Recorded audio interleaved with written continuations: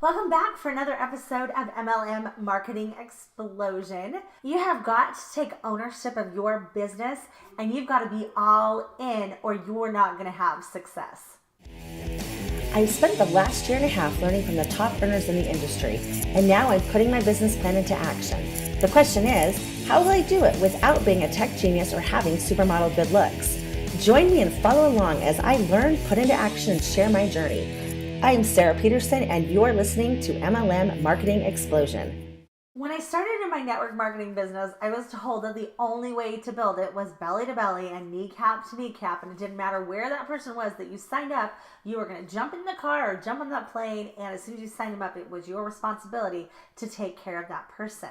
That's totally awesome, and that's totally cool, and it's totally what you should do. You're the leader of this company, right?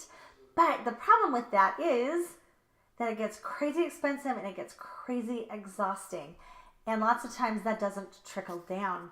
So I was told that you had to have that massive success, that every other week you were going to travel out to be with that person, right?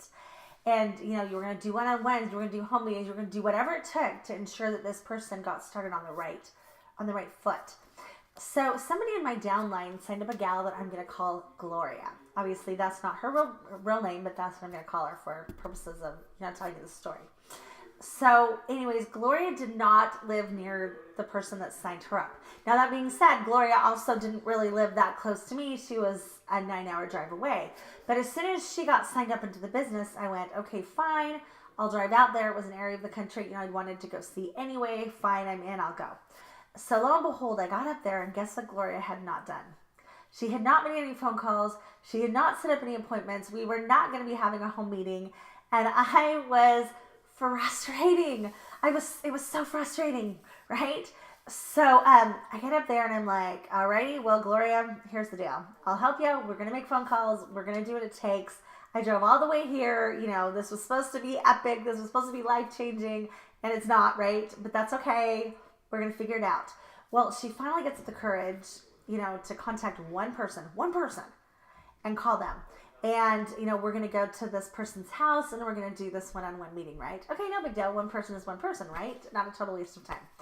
So we get to this person's complex. She lived in an apartment, and Gloria stopped me as we're coming out of the car, and she goes, oh, by the way, I'm in like 12 network marketing companies. So we're just going to kind of fill things out. We're just going to kind of, play around. We're going to see what this person's interested in. And then that's what I'm going to offer, right? Whatever that fit is. Wait, what? So on the outset, that sounds like a great idea, right? So, I've got something for everybody. I'm like the traveling salesman, right? But it didn't really work. It doesn't really work out that way because the message is confusing to the other person, right? Hey, if you don't like my makeup, well, I've got cleaning supplies. If you don't like the cleaning supplies, I've got health supplements. If health supplements aren't that thing, maybe you want to join my affiliate thing, right? It's just a really confusing message. What she really needed to do was find one thing and stick with it, right?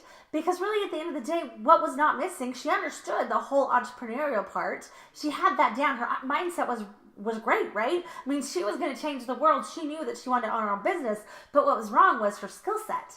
At the end of the day, her success or lack of success really was not because she was trying to sell the wrong thing, but it was because she didn't know how to market. So it didn't matter if she joined, one company, or if she joined the 12 that she was in. She could join 150 more, and at the end of the day, she still wasn't going to be successful because it wasn't the companies, it wasn't the products, it was her lack of marketing skills.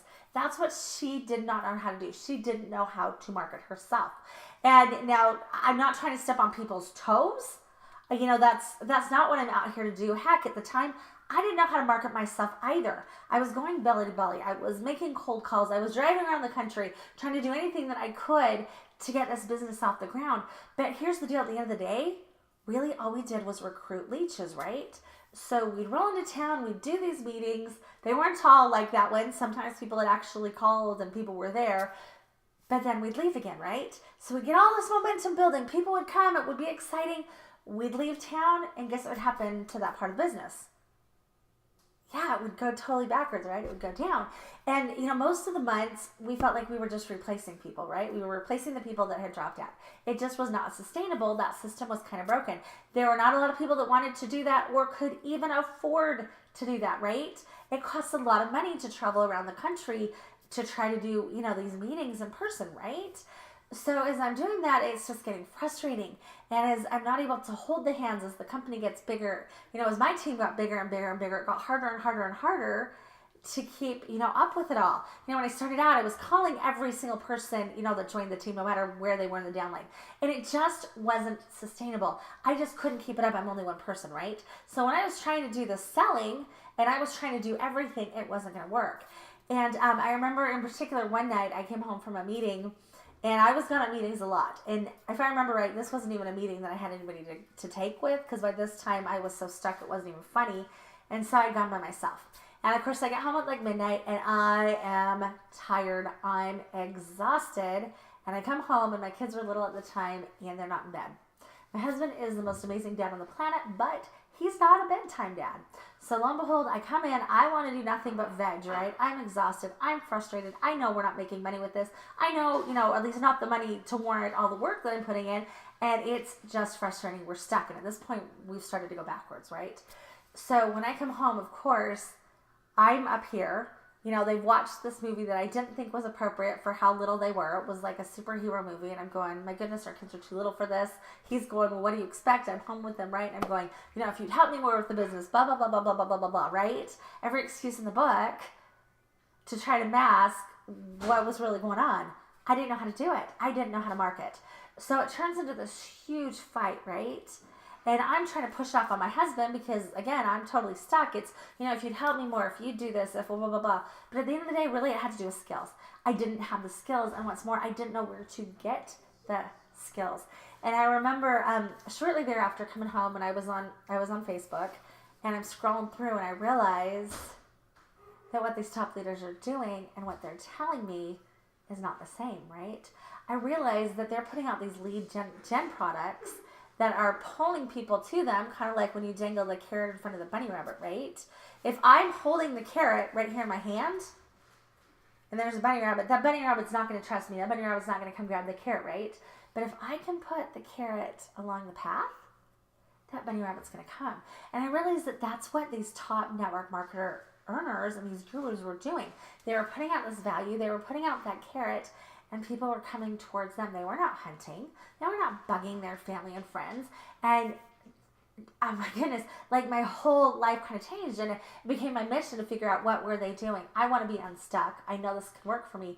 What are they doing? What am I missing? They're not doing home meetings. They're not, fighting with their spouse because they're out at midnight not having success, right? So, the big takeaway is to have success, you got to take ownership. If something's broken, if something's not working right, and it's a broken system right out of the gate, right? They don't teach you, network marketing companies don't teach you how to market. They teach you how to network. They teach you how to talk to your family and friends, but they don't teach you how to market. So it's broken out of the box. And you've either got to figure that out. You've got to get the skill set to match that mindset. You've got the mindset. That's why you joined. You knew there was a better life. But now you got to get the skills to back it up, kind of like when you went to college or when you went to high school. You were looking for that diploma so that you could graduate to the next level, right? And that's what you got to do here. But you don't know what you don't know, right? So sometimes you're stuck. You got to take ownership. It's not the bat's fault. This goes back to joining all these different companies, right? When Gloria was in 12 different companies trying to find the right one, it wasn't that she had the wrong company. It was that she didn't know how. So I have a son that plays baseball, and he's crazy good. He can hit anything. In fact, sometimes I call him the magnet, because if that ball comes towards him, he hits it. Very, very, very rarely, once in a blue moon, I'm probably going to jinx him now, will he strike out. He can hit it with any kind of bat. He could probably hit it with a stick if he wanted to, because he's learned the skills. He knows that ball comes towards him. You don't turn your head. You whack the ball, right? It's not the bat's fault, right? So I could go into a bat store and, sports store, and I could buy the most expensive bat on the planet.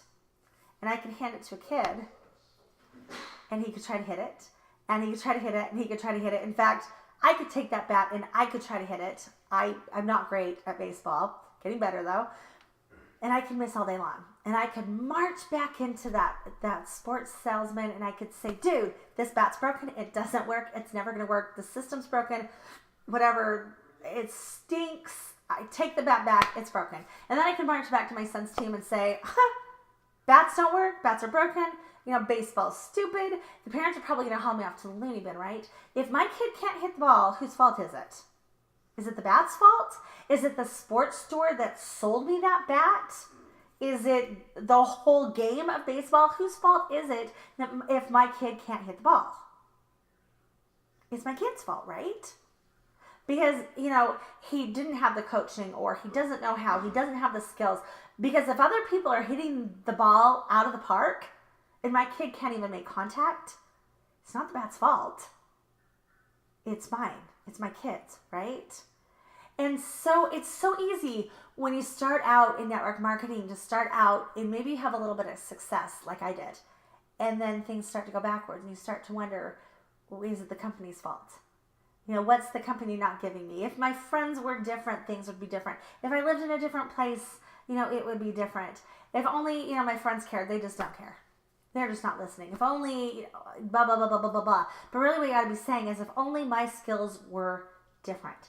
If only I knew more. And, to be honest, if you're going to training after training after training after training, like I was, and they keep giving you the same thing over and over and over and over again, and you're putting into practice and it's not working, it might be that the system's broken. And that's what I was finding out, was I was going and I was hearing the same thing over and over again. You just got to sign up 5 more people. Well, I knew that, right? Duh. Of course, if I signed up 5 more people, things would be different. But even at the end of the day, signing up 5 more people didn't make a difference, because at some point, that influence is going to run out, right? You only have so many people that are going to say, I'm doing this, I'm in, right? If you're doing it, I'm doing it, right? I realized what I was missing was the marketing. They weren't teaching me the marketing. And as I looked at the system, they were giving me a broken system, right? Kind of like if I give my son a broken bat, that ball's not going to go as far. He's going to be able to hit it, but it's not going to go as far. Because, different, better tools give you different results. But at the end of the day, like I said, my son can hit the ball with a stick, because it goes down to a set of principles. Look at the ball, watch it come in, hit it, right? My husband was a coach for many years, soccer coach, baseball coach, basketball coach. He loved to coach my kids. And he did that because he got tired of the unfair advantage, right? Only my kid plays, right? So when he went in, it was with the idea of, this is going to be for everybody. I want everybody to grow. I want everybody to learn. Everybody's going to have an equal shot. I'm going to teach you what I know, right? I'm here to coach. Well, he had one kid that we actually had known for many, many years. And this kid gets on our team. It was baseball. And he wasn't hitting the ball. We knew he could hit the ball, but he wasn't hitting the ball. And what he'd do is he'd get up to the plate, and sure enough, that ball would get close. And instead of watching the ball, he'd turn his head and look over here, right? It's kind of a natural response. The ball comes, your head goes, right? And he was not hitting the ball. Well, my husband knew that, right? And like I said, my husband knew this kid. So at the next practice, he comes up to him and he's got the ball in his hand and he starts walking towards him going, look at the ball, look at the ball, look at the ball, look at the ball. Don't turn your head. No, don't turn your head. And he was getting mad and frustrated. Look at the ball, look at the ball. You do it again until that kid was trained to look at the ball. This is what you do when the ball comes. If you don't turn your head, you'll hit the ball. Now, parents that watched him from the sideline looked at this and thought, first of all, they didn't know that my son, that my husband knew this little boy, right? So it wasn't like, oh my gosh, the scary coach coming at me. But also what they didn't realize was that my husband knew how to play baseball. My husband knew that the reason this kid was missing was that he wasn't watching the ball. So here he goes, next game. It might not have been the next game. It's been a couple years now. But a couple games later, guess what this little kid did? He very rarely missed again, right? Because now he knew what he needed to do, right? He stood up there, he smacked the ball, and it went over the fence. It was a home run. Now, there were a couple things that had to happen. First of all, he had to have a coach that knew what he was doing, right? You got to be careful who you listen to. If you're not having success, if it's, are you doing what's going to bring you success, right? So you got to, like I said, you got to be careful who you listen to. But you've also got to take action. That little boy could have had my husband tell him every single day from here until eternity that he needed to keep his eye on the ball. But he had to make a choice that he was going to listen to the coach and that he was going to do it. He wasn't going to move his eyes. His eyes were going to follow. And what was the payoff? It was the home run. It was the home run. He took ownership for it. Hey, coach, you're right. I'm not hitting the ball. It's not the bat's fault. It's not the ball's fault. It's not the field's fault. It's not the umpire's fault that I'm getting, that I'm striking out. It's my fault, right? And then he set out to learn the skills, right? Okay, coach says I got to keep my eye on the ball. And you've got to make that choice too. You've got to decide if things aren't working for you, and you got to evaluate. Is it that I'm not doing what's being told? Because after I'd found that marketing system out, I could have taken that marketing system and gone, oh, I have to come up with a value ladder? Wait, I gotta find some value to offer? I gotta become a leader. I don't have time for this, right? I could decide, forget it, and I could just go back to what I'd always done, which wasn't working for me, right? Or I could evaluate and I could go, okay, I've tried this, I've given it my all, it's not working, maybe the system's broken, right? You got to decide. And then you got to choose, you got to make a choice. You got to draw that line in the sand. When I first started out, I wanted this to work. I wanted it to happen, but I didn't want to do it. So it was, I'll go talk to the people, but you make the phone calls. Or I'll go do this, but I'm not in part of it, right? If you're not having success, at the end of the day, it's not your company. It's not the bat. It's you. You've got to find the skills to match your mindset. It's up to you. You've got to learn how to automate. You've got to learn how to put it on autopilot. It's up to you to learn how to market. If you'd like to grab my free 5-day course of how to market, how to set up the value ladder, if you want to learn what to put in that offer, if you'd like to learn about what carrot to put out there so that bunny rabbit will come to you so that you're no longer a hunter but you're a gatherer, Go to www.marketingexplosion.org. and pick up your free copy of this 5-day webinar that's going to teach you how to automate your business so that you can take ownership and start learning how to market so that you'll have the success that you want. Thanks for joining me today. Catch you on the next one. Are you tired of bugging your family and friends and bumping into the same people all over social media trying to pitch your opportunity? If so, grab your team members and go to www.marketingexplosion.org and pick up your free copy of MLM Momentum. It's going to teach you how to get people coming to you and applying for your opportunity. It's also going to teach you how to get paid for prospecting. See you soon.